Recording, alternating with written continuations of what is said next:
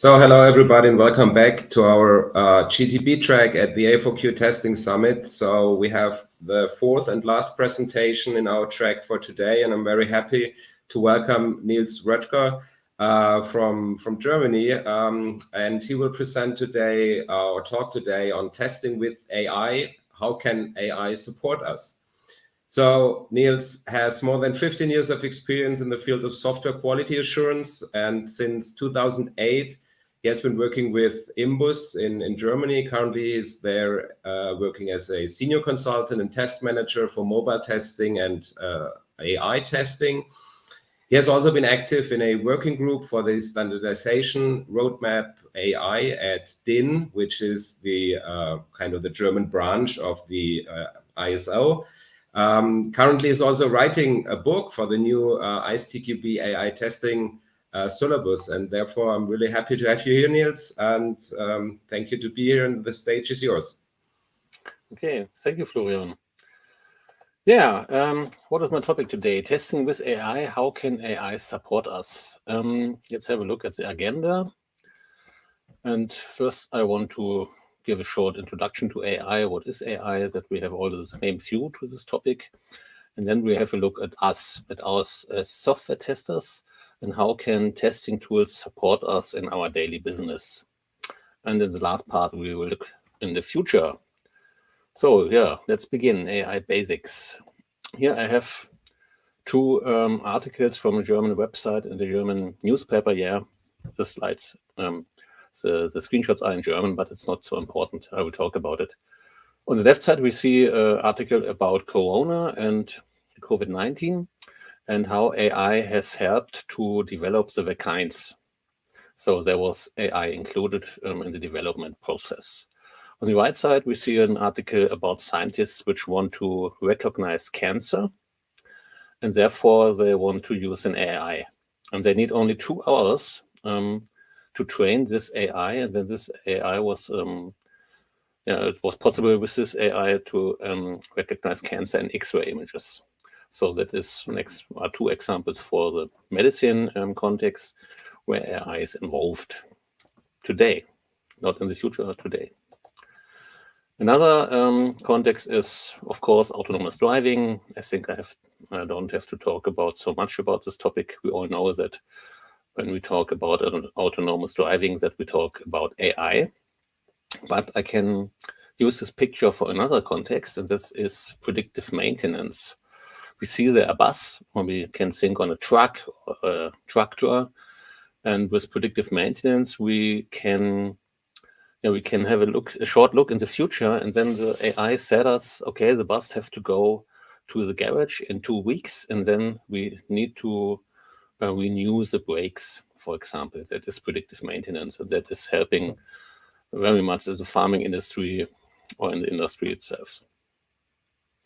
Okay, one last example, that is software development. And in software development, in some tools, there is AI involved right now, today.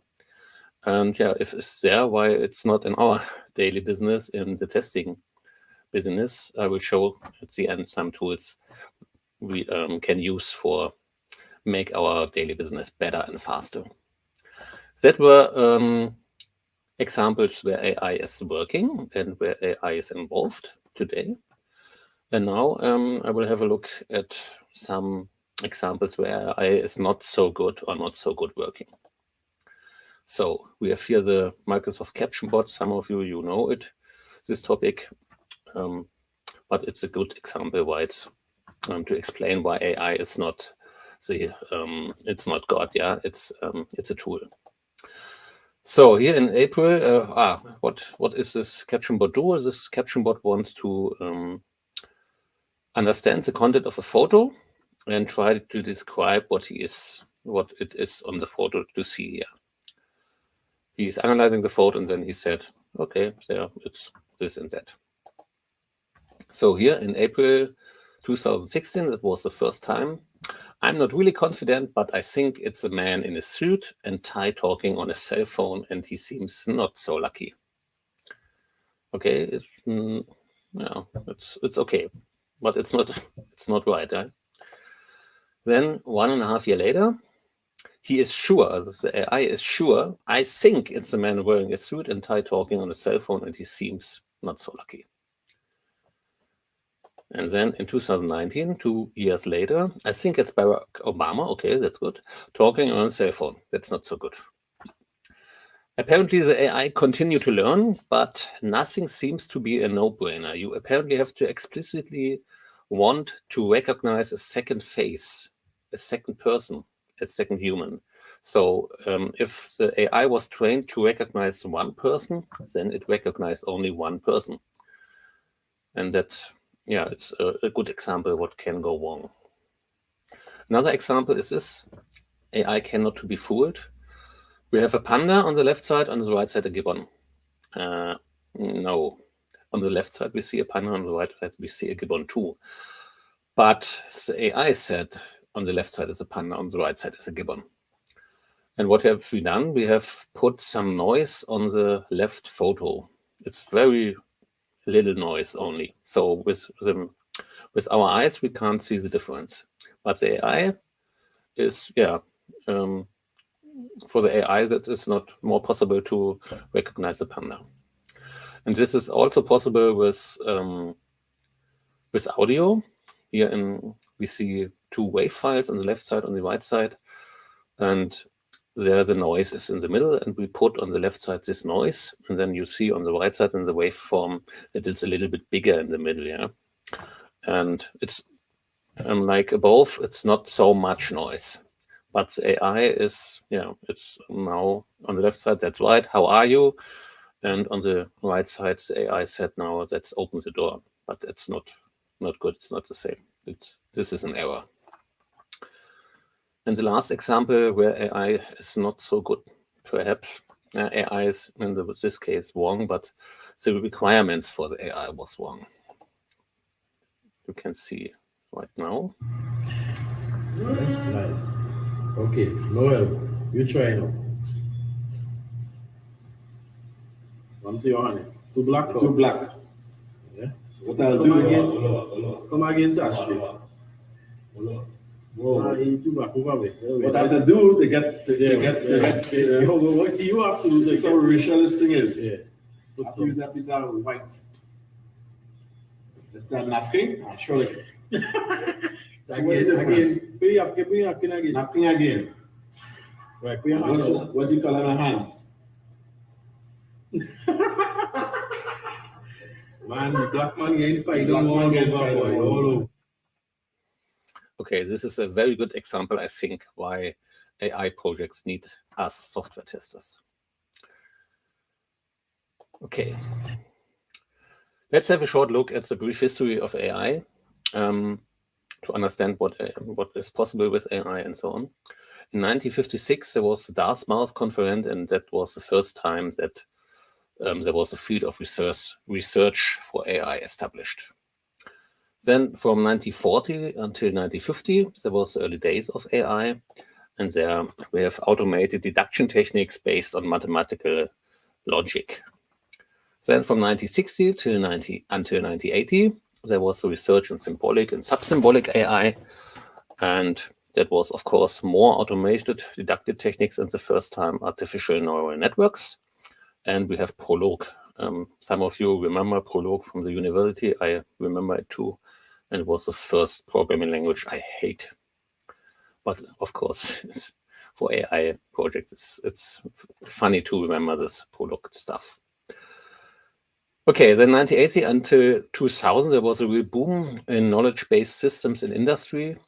And then there was a big disillusion and decline. Why was it? I will explain later. And then since 2010, there comes machine learning, and this succeeds. The success of machine learning leads to a lot of interest in the industry and a wide range of applications. Why was it? What is here until in the boom, there was knowledge-based system and, of course, more mathematical models with probabilistic reasoning. And now since 2010, the machine learning problem. Why was the big success? Machine learning is artificial neural networks and statistical learning algorithms. And this both need very much computing power. and the breakthrough in the development of AI applications due to this large increase in low-cost computing power. I remember, 2000 about, I was in the Max Planck Institute in Göttingen, and there was a department, they want to compute some things, and then they bought 30 PlayStation 2, and then they combine these PlayStations together and calculate something on the graphical user on the graphic cards from this PlayStations, because it was cheaper than to buy a lot of computing power in a server farm or something else. Yeah, and that was the 2000 years, and now we have so much power that we can, every one of us can use our laptop, and that we can there calculate a neural network. And another thing is that we have now the availability of large amounts of data. I will come back to this amounts of data at the end of the talk. And this machine learning, this ML, that is typically what is AI when media talks about AI, or the hype about AI in the newspaper and so on, that is mostly machine learning. Here we see a typical example of image processing of a artificial neural network, ANN, and how does this work? On the left side, we see the inputs, on the right side, the outputs. And process ANN, input to output, numbers.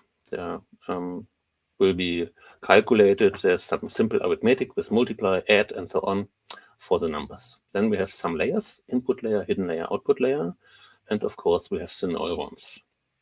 Between the neurons, we have the weighting factors and the neuron inputs, and there's it's a formula to calculate these numbers. And what we need for a neural network is an activation function. That is part of the magic, comes from this, and this limits value ranges of the numbers, ensures stability, and so on, sets thresholds. All these things is from the activation function. There are lots of activation functions, but scientists have shown that it's not so important which one you choose. I think the most common used is sigmoid. Okay, then we have the word deep neural networks. That is this one.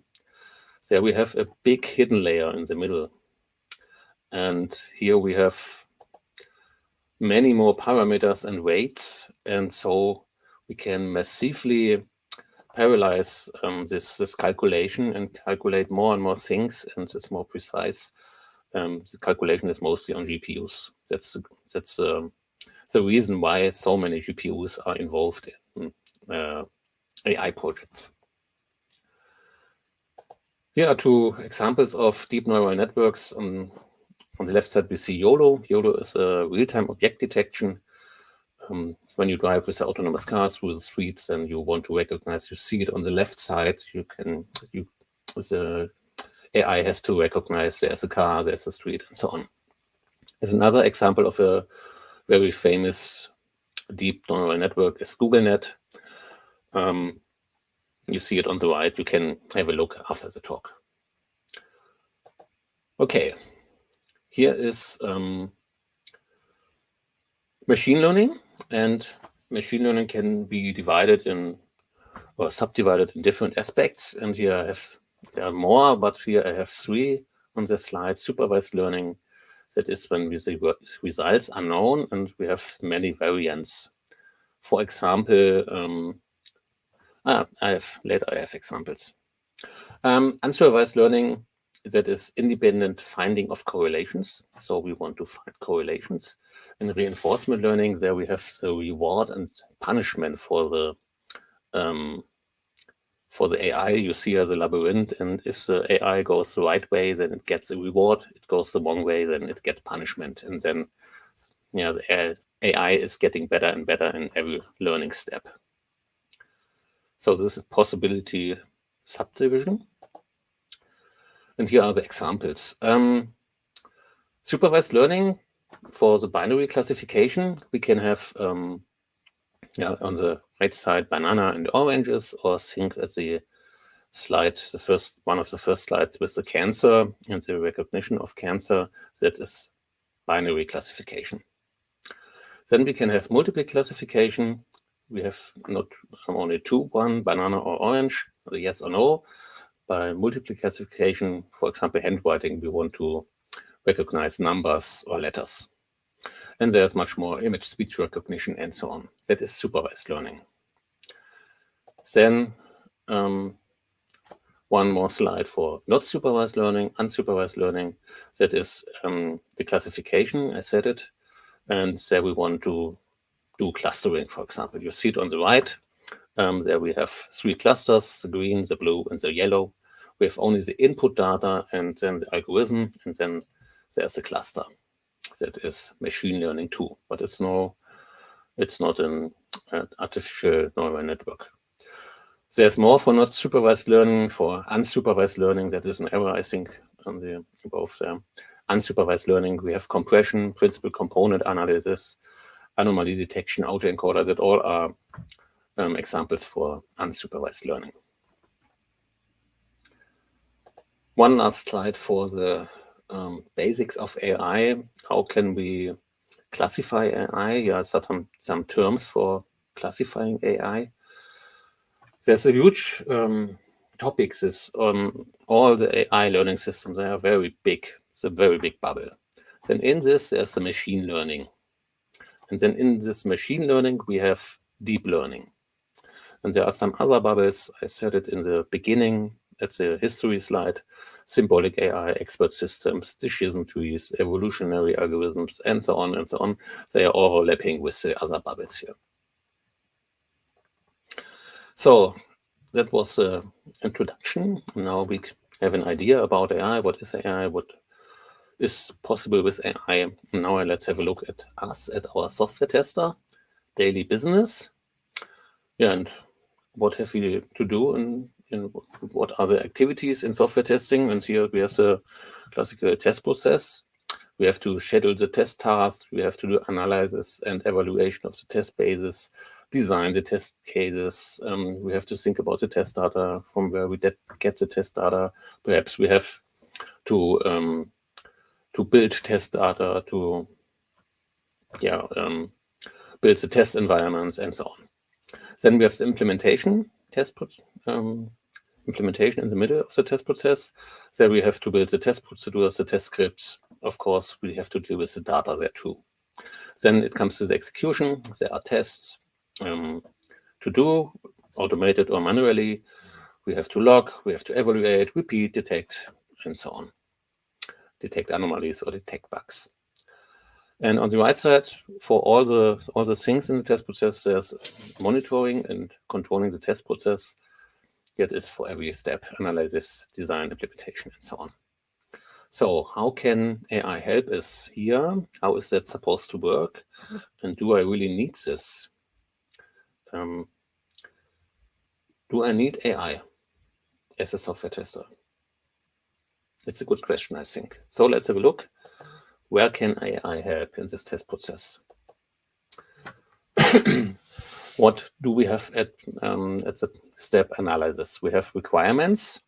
Are the requirements consistent, complete, unambiguous? Are there test conditions, and so on? And yes, I think we see it later. There should AI can help. Then we have the test design. We have to specify the test cases and construct the variants, behavior or model-driven test design can we do. We have the test data, generate test data. We have the test coverage, avoid duplicates, and so on. I think we see some slides in the last 20 minutes. So yeah, AI can help you too, I think. In the implementation, of course, test scripts, test data. I said it in the beginning that software developers have tools with AI components, so we can use it here too. And then in the execution, in the automated execution, I think, yes, there will be AI tools. I'll show them later. But in the manual testing or exploratory testing, I don't think that AI can help us here very much. That is one of the only points here, I think, where AI is not so good, perhaps. We as human testers are needed, I think. But in the monitoring and control, of course, that is the thing with the data. We have so much data in monitoring and control, and therefore it's typical AI task, I think. Why is that necessary that we use AI in our daily business? Here we see the SDLC speed, the software, the speed software development life cycle, and it's getting faster and faster. And we get updates for the software not only after 1 year, after 1 month, after 1 hour. Now we are by minutes or seconds. And because of that, we need to be faster than we are right now, I think.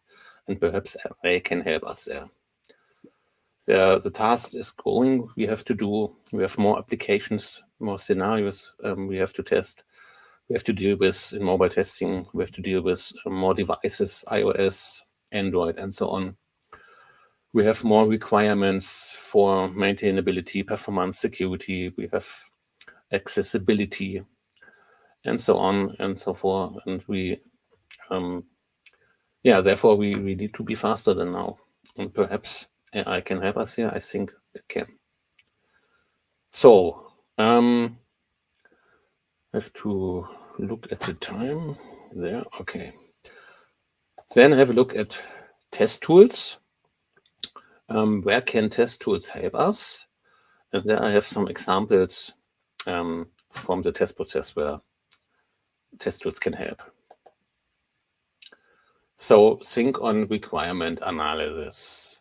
And we want to find similar requirements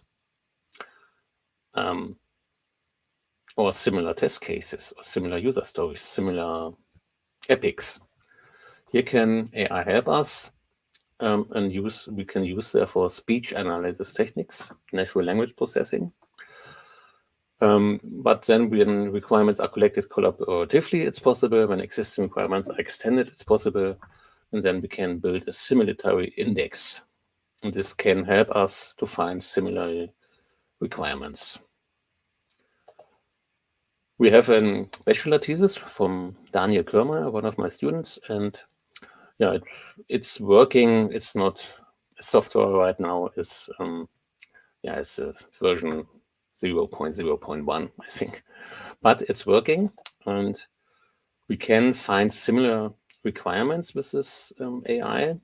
And therefore, we are using some algorithms to calculate some things. I'm not so deep in this topic, but there are algorithms like work mover distance or word to vec.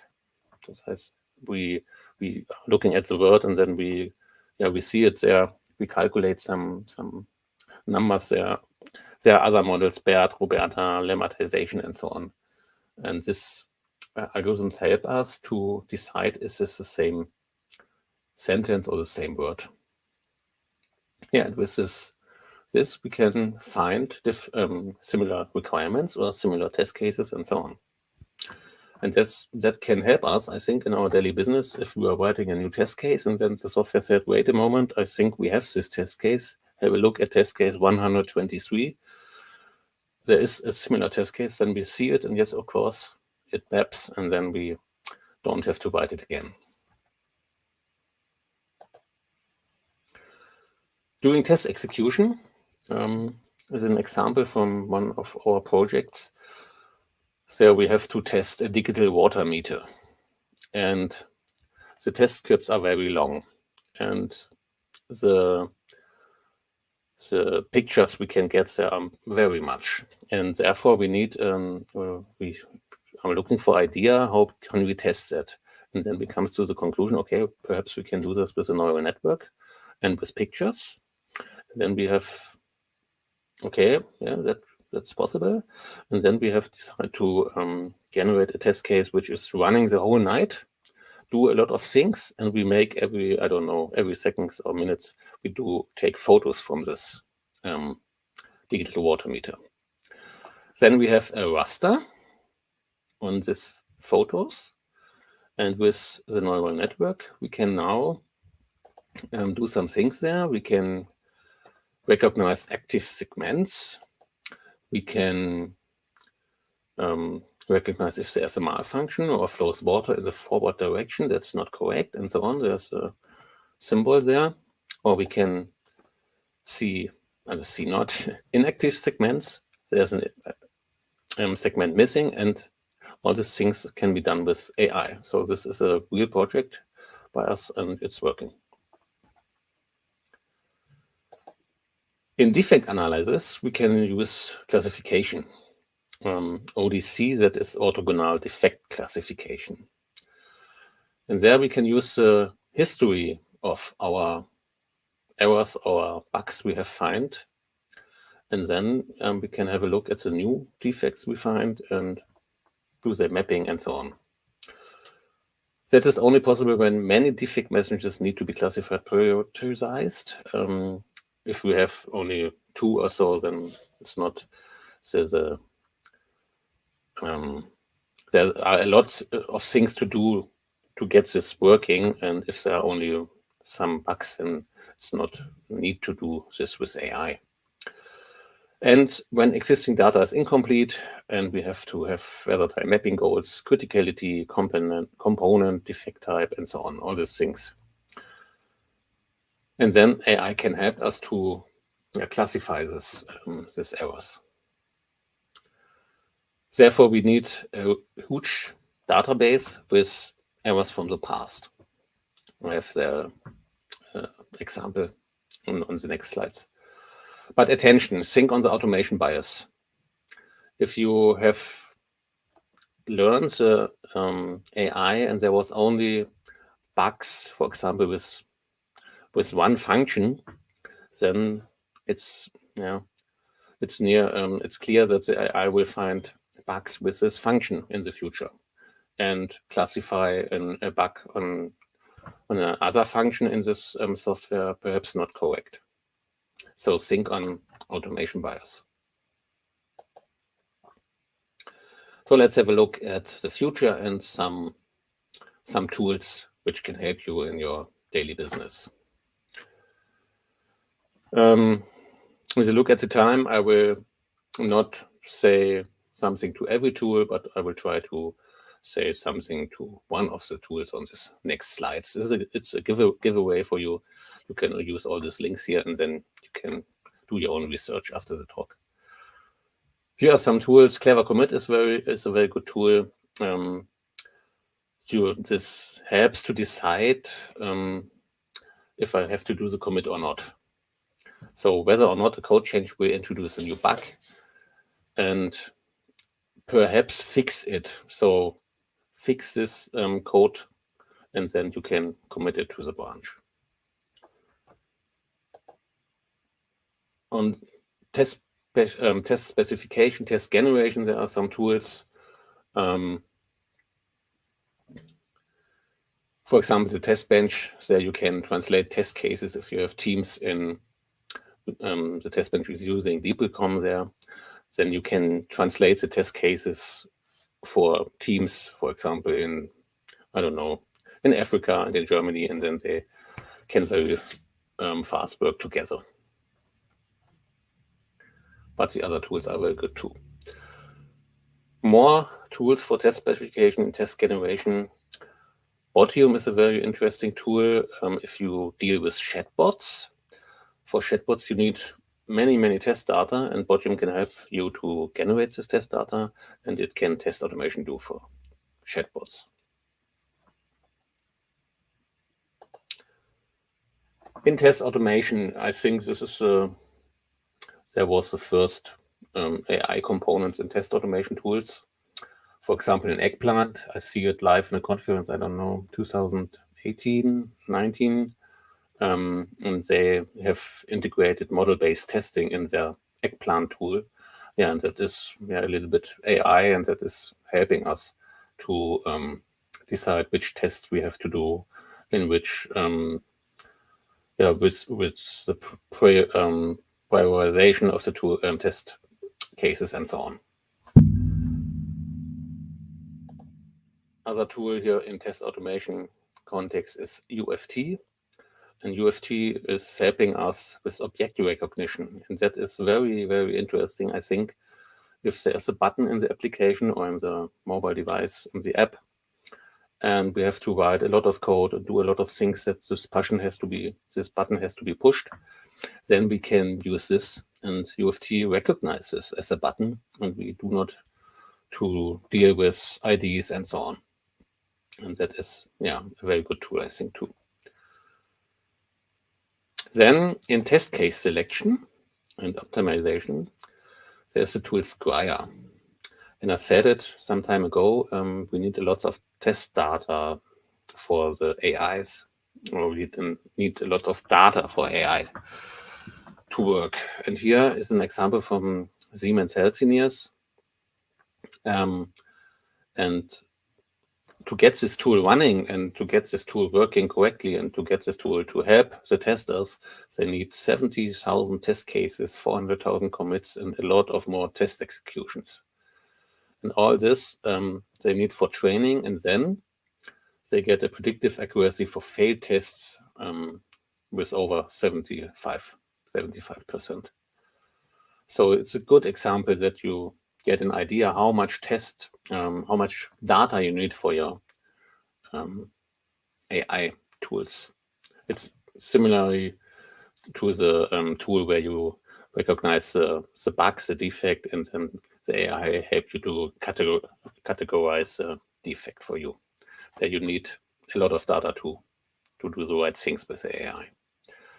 And of course, we have regression tests, and there's many tools which help us to detect changes.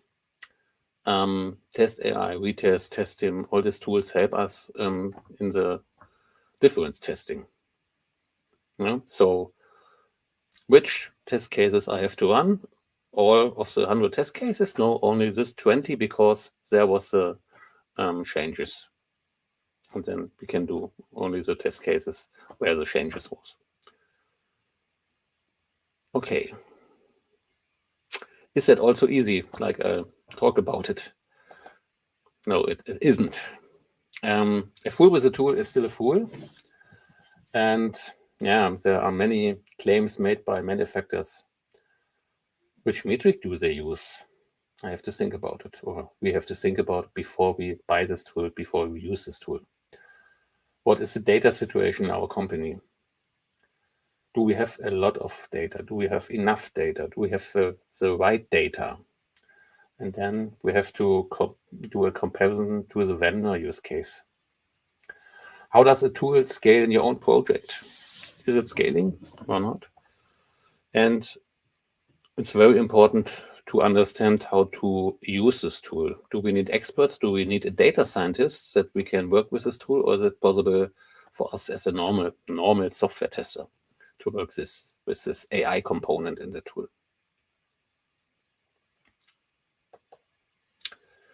And last but not least, it's very important, I think, is the AI doing the right thing? Is the AI right with its result? If the AI said this bug is a high prioritization bug and it's a bug for the usability and it's a bug for this function and so on, and that is not matching, it's not true, then the AI tool don't help us. And think on the automation bias. Here, it's a very important tool. Let's have a look where the trend is going. And I think the trend will shift from execution to analysis with these tools. So we can do more things with AI in the beginning of the test process. So this can help us to find bugs, defects earlier in the test process, earlier in the development process, and therefore we can going faster.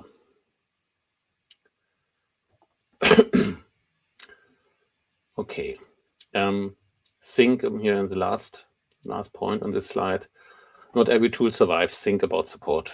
So if there's eggplant and there to integrate some AI stuff, okay. But if you are going to, I don't know, GitHub and there's only one guy which has a good idea, yeah, think about it if you want to use this. Okay,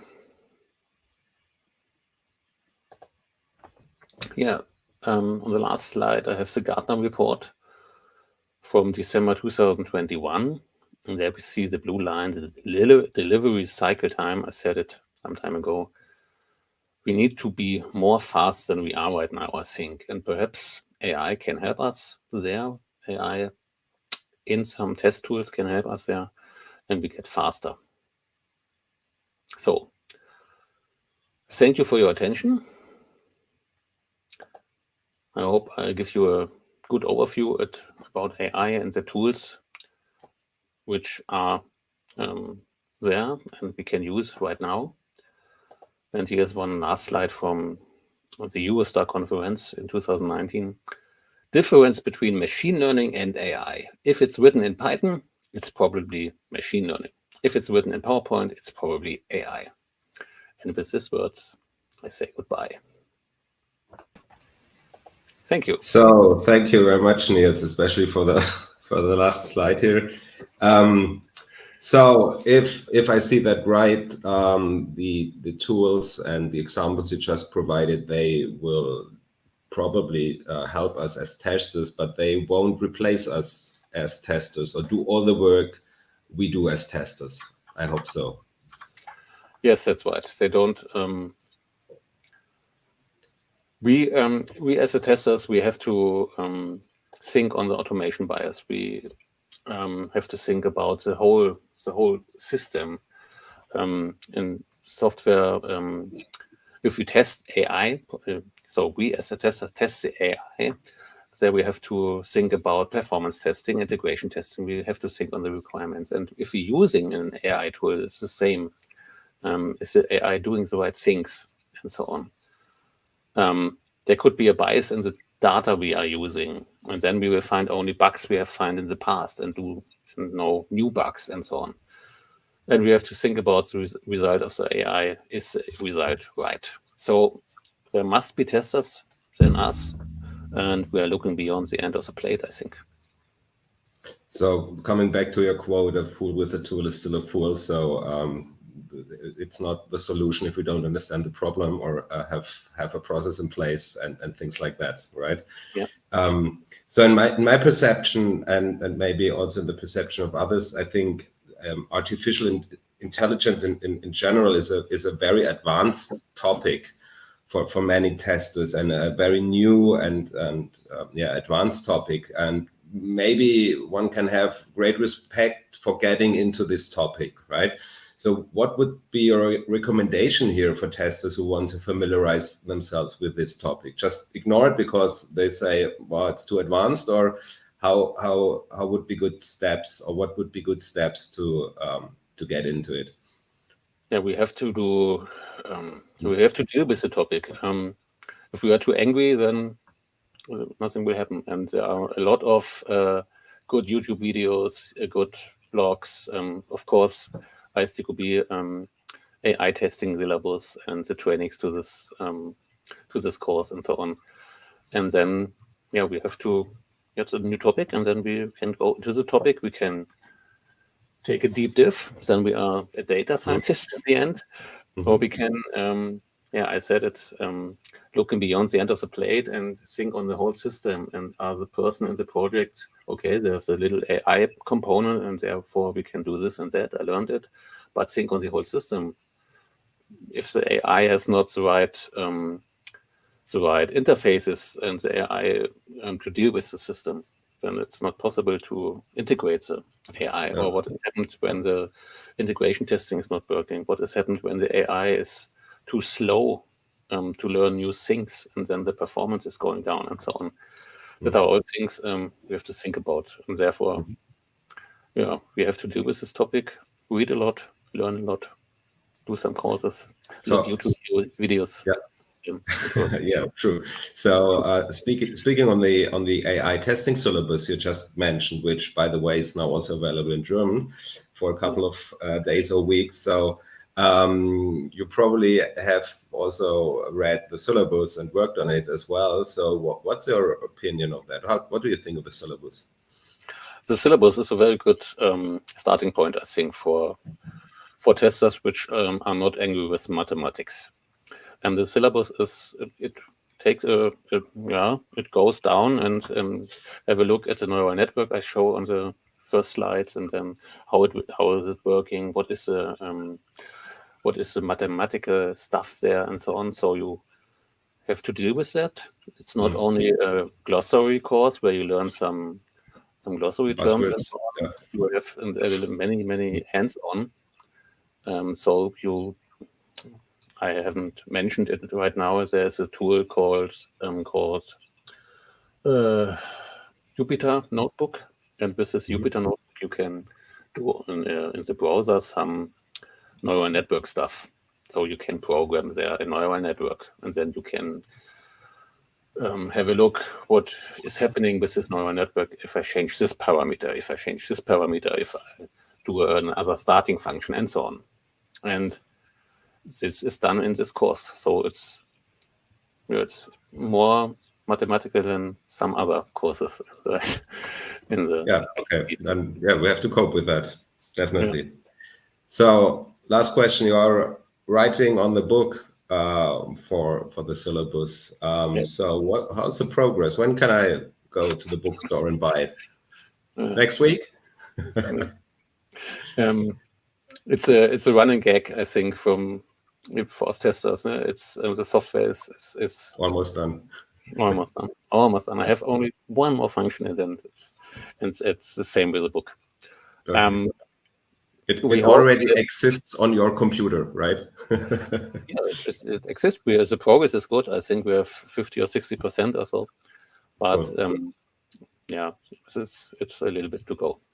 Perhaps it's the D-Punkt. What's that in English? I don't know. The publisher. The D-Punkt publisher. They want to have a look at the tool, and I think they need 2 or 3 months. So if we have finished at the end of the year, then perhaps cool one. So good luck on that. And I know it's a lot of work from own experience, but it's worth it. So I'm really excited to hold it in my hands at the end of the year. So thank you very much, Nils. That was very interesting with you as our fourth guest today at our German Testing Board track at the A4Q Testing Summit. So thank you everybody for attending our track. Me personally, I had a great and informative afternoon. I hope so did you. And thanks again to all of our speakers. We had Matthias Hamburg speaking on metamorphic testing. We had Horst Pullman speaking on ISTQB and A-Spice. We had Armin Metzger here, who was talking on the GTB's occupational skill profile. And last but not least, with you, Nils, testing with AI. So thank you, everybody. Have a good night and see you someday later. Bye. See you. Bye-bye. Bye.